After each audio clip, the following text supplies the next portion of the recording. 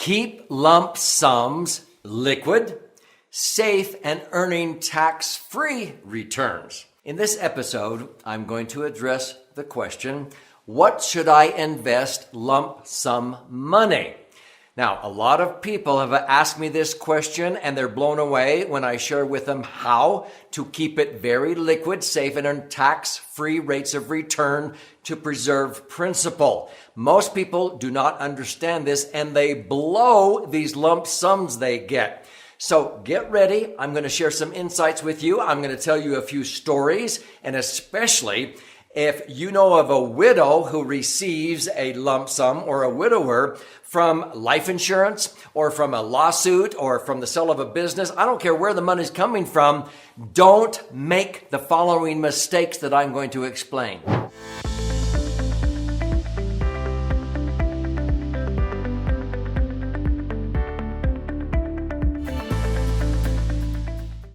I'm Doug Andrew. I've been a financial strategist and a retirement planning specialist for more than 4.5 decades. And I've helped many people who came across a lump sum of money avoid making serious mistakes that a lot of people make when they get a windfall or a lawsuit settlement, or they've been in an accident and they get $200,000, $500,000, $1 million. They sell a business. Widows who, when their husband pass away, they get $500,000 or $1 million of life insurance proceeds or more. And I'm going to tell you the advice that I give them, because so many people make huge mistakes that later they regret and they kick themselves. I've always recommended that if you get a lump sum from wherever you got it, that you keep it liquid. You don't tie it up into investments or vehicles that you can't access the money with an electronic funds transfer or phone call. You wouldn't believe how many widows I've seen that have taken $1 million death benefit, and all of a sudden the kids come around, hey mom, I've got this wonderful business opportunity. I want to start a restaurant. I want to do this. And I have seen widows have nothing to show for $1 million 5 years later because it's all gone. You need to make sure you preserve that you only, if you're going to help your kids, use the interest on the million if you want to help them out. But don't give them the corpus, the principal. So make sure you keep it liquid and you preserve the principal. I've always believed that you should put money where you have safety of principal. When people talk about safety, sometimes they think I'm talking about safety of the institutions. Yeah, I like to have my money in safe institutions, and I'm talking about more safe than banks and credit unions. People say, what? Aren't they insured by FDIC? Well, yeah, but they almost went under. In other words, FDIC ran out of money when they bailed out the savings and loans. But see, the government can help out the banks. They can print money. They can raise taxes. So I don't want to scare you, but actually, do you know where banks and credit unions put their money for liquidity and safety? Into the multi-trillion-dollar insurance industry. Because the multi-trillion-dollar insurance industry is not only the backbone of America, but the backbone of the world. This is where governments go to for help. Why? One insurance company where I have a lot of my money manages about $3 trillion. Do you know how much money that is? That's as much as the IRS collects in taxes in an entire year. One insurance company. When you put money in a bank, they will take 30 to 40% of their tier 1 assets and put it into insurance companies. They borrow our money. There's 4 things you can do with money. You can spend it, you can lend it, you can own with it, or you can give it away. When you put your money in a bank or a credit union or an insurance company, it's in a lended position. Are they just a benevolent institution paying you interest? They put your money in some vault? No. A bank borrows your money. It's in a lended position, and they've been paying a pretty pathetically low rate, 1%, let's say. Every million they borrow of OPM, other people's money, when we deposit it in the bank, they pay out $10,000 in interest annually. They turn around and they put a lot of that tier 1 asset money in case of an emergency into insurance companies rated 6 notches higher in safety than they are. A lot of banks are only rated BBB. A lot of insurance companies are rated AAA. They increase the safety by 6 notches and they earn 500% more. They earn 5% tax-free. So that means on $1 million they put in insurance companies, they earn 50 grand a year. They only have to pay you 10 grand. Hello? People say, well, that's only 4% more. No, it's 500% more. Would you hire an employee for $10,000 that made you an extra $50,000? That's called a 500% return on employment cost. You're making 5 times what you paid for the employee. Now, you can do this with your own money. So let's go back to the lump sum concept. If you have a lump sum come into you, this is the problem. A lot of people think, ooh, I'm going to hurry and pay off my house. Widows are told, oh, pay off your house. Pay this off. Get rid of all that. And then what happens?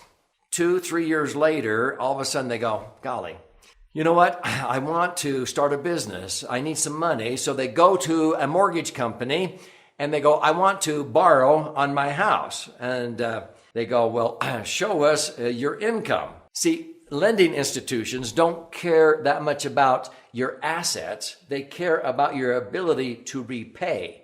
If you lack the ability to repay, they're going to say, fat chance. So when widows pay off a house and 2 or 3 years later, they want to go refinance or mortgage it, they can't. They don't have any credit history. They go, well, I should have excellent credit. I've never borrowed for 4 or 5 years. Hello, you have to borrow and prove you have good credit. And so they're sort of left high and dry. The widows that come to me, I say, don't pay off your house. This is your best opportunity to keep the money over here earning 6, 7, 8, 9% tax-free. The mortgage is only costing you 4.5%, but it's tax deductible. In your tax bracket, that's a net cost of 3. On $1 million mortgage, you're paying $30,000 a year and you're earning $90,000 just like banks do with your money. You're making 3 times the cost of the mortgage and your credit is established easy because when you go to refinance your house, they go, yeah, you've been making timely mortgage payments ever since your husband passed away. You have good credit. See, you destroy that liquidity and that ability when you pay off everything, and then you need to establish that later. So don't do that. Keep lump sums over in a very safe repository, liquid, earning predictable rates of return. And when you do that, then you'll have capital to use. Only loan your kids a portion of interest that you're earning. Don't sit there and give them all that money. As well-intending as they may be, I have seen parents who loan lump sums to their kids that are going through hard times, divorces, layoffs, or whatever, and then the kids can't pay it back. And then you not only lost your money, but you lost your kids because they're too embarrassed to come around anymore. I've seen this thousands of times.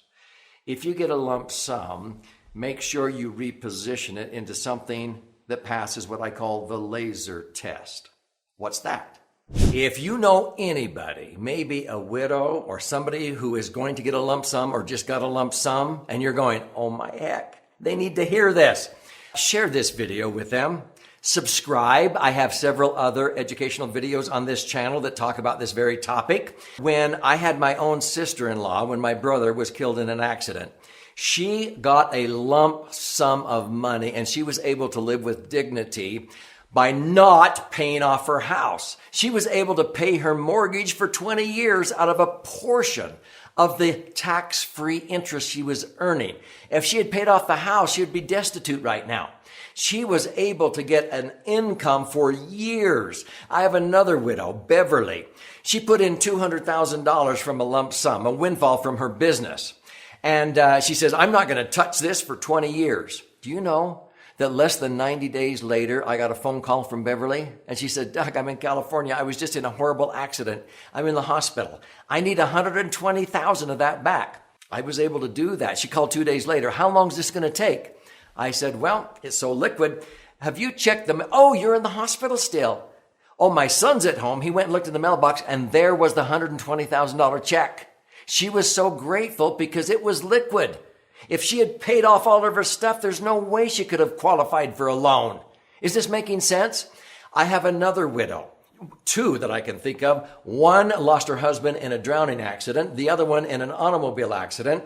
They came to me. Everybody was telling them, oh, pay off this, pay off that, pay off that. And I said, no, no, no.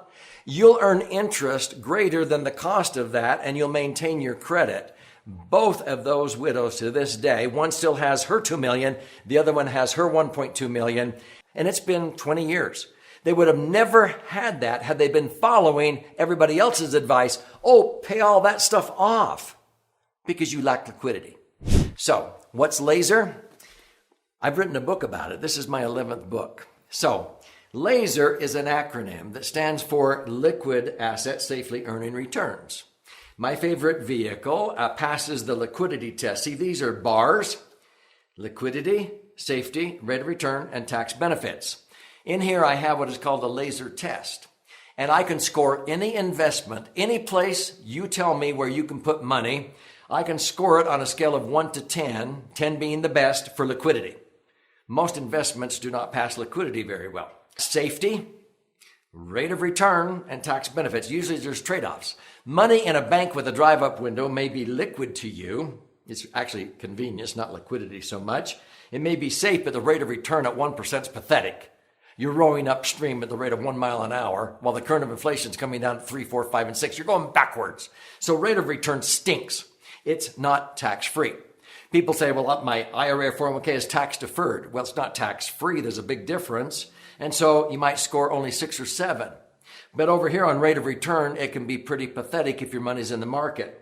It's not liquid because if you access money out of an IRA or 401k, you get penalized 10%. That's not very liquid. You don't want penalties. So when you read this book, you can put any investment through that test. Most will only score 18, 20, or 22 out of a possible 40. My favorite vehicle, the Laser Fund, is my favorite because it scores 34 to 36. If you want to learn why, claim your free copy. I'll pay for the book. See, this isn't about me. This is about you and your brighter future. So I'll gift you a copy of this book. It retails for $20. If you'll go to laserfund.com, contribute a nominal amount towards the shipping and handling, I'll cover the rest of that cost, and I'll pay for the book. It's actually 300 pages of charts, graphs, and explanations, but it's 2 books in one.